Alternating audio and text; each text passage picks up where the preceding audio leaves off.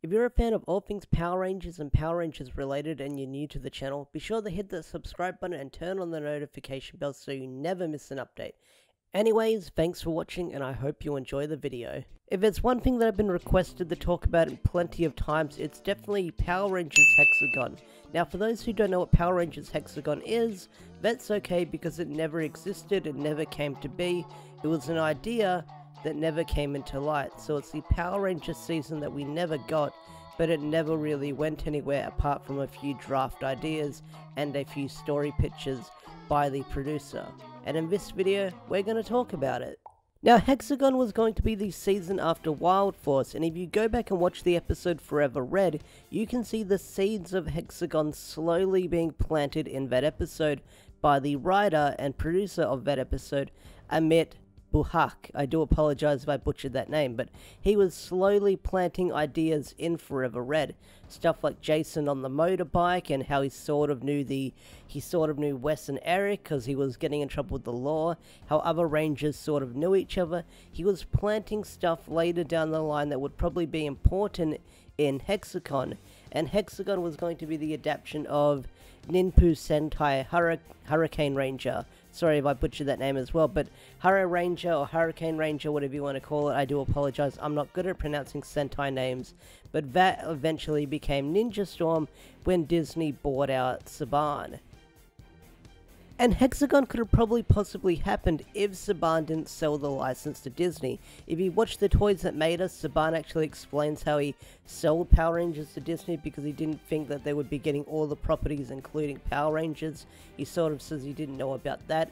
That's debatable, but I'll take his word on that. So maybe if Saban read the fine print and he didn't sell the series to Disney, maybe we would have gotten Power Ranger Hexagon later down the line in that season, but instead we got Ninja Storm, which is a pretty good season, I will admit. Ninja Storm is a fun season, I did enjoy it, but because production shifted to New Zealand and all the LA staff got the sack and most of the New Zealand staff got hired, so gears shifted and we got Power Ranger Ninja Storm, like I said earlier. So what was Hexagon going to be about? Well, Hexagon was going to be an organization of various Power Ranger teams that we've seen over the years, led by none other than Tommy Oliver. He'd be the leader, he'd sort of be like the Nick Fury of the team of Power Rangers, and we would see different characters throughout the series, and their main base of operation would be a pentagon, hence the name Hexagon, if it makes sense to you. 6 sides on each side, if that makes any sense, if you know what I'm talking about. So that would be the main base of operation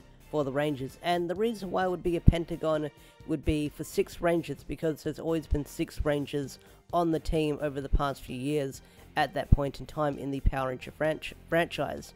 So Tommy Oliver would be leading the team of the Power Rangers.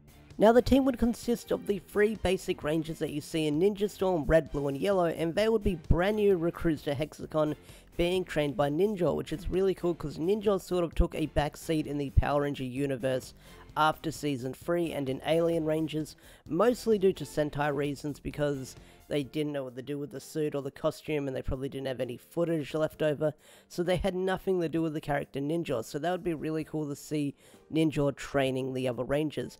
And Tommy would send these 3 Rangers on missions to deal with villains, and they would go all across the Power Ranger universe from locations we've seen before, from all the different cities and all the different places from across the Power Ranger universe. And the person who would be taking them to that place or those locations would be Joel from Lightspeed Rescue. He would be basically their limo driver or their transporter to take them to different missions in his chopper. It's also implied that we would see other Ranger teams throughout the show helping out the brand new recruits with whatever mission they've got, which would be a really cool thing to see, because it would be like, hey, which Ranger are we going to see this week? What team is going to cameo today? That'd be a really cool sight to see back then in the early days of Power Rangers, that's for sure. And the villains of Power Ranger Hexagon would be all kinds of different villains that we've seen before. We'll have characters like Prince Gasket returning, Archerina, Scorpina, Lokar.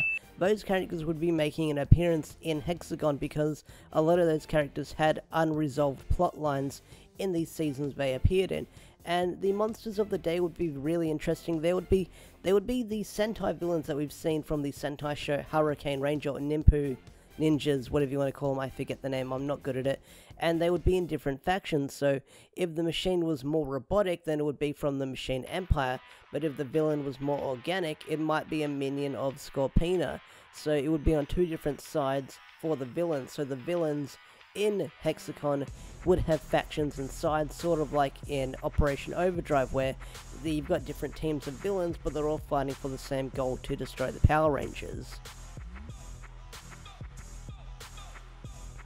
Meanwhile, on the other side of Power Ranger business, we would have the Extra Rangers, which would be the Thunder Rangers we know them in Ninja Storm, and they would be a rebellious group of Power Rangers who don't really work under Hexagon. They just do their own thing, they have their own motives, they have their own motto, they have their own ways of doing things, and they would just basically reject Hexagon's way, and they would be mentored by Jason, which is a really interesting point. I'll get to that in a bit, because Jason's attitude that we saw in Forever Red would be reflecting in Hexagon later down the line.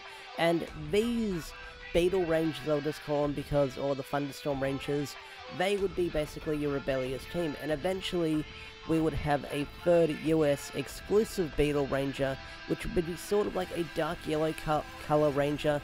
There would be a female character or a female Ranger which would join their team eventually, so that'd be really cool. We would have 6 Rangers on the team, or 7 if you count the Green Samurai Ranger with whatever they do with him, but that would be really interesting. We would get a third exclusive US Ranger for that season. That'd be really cool that we never got that.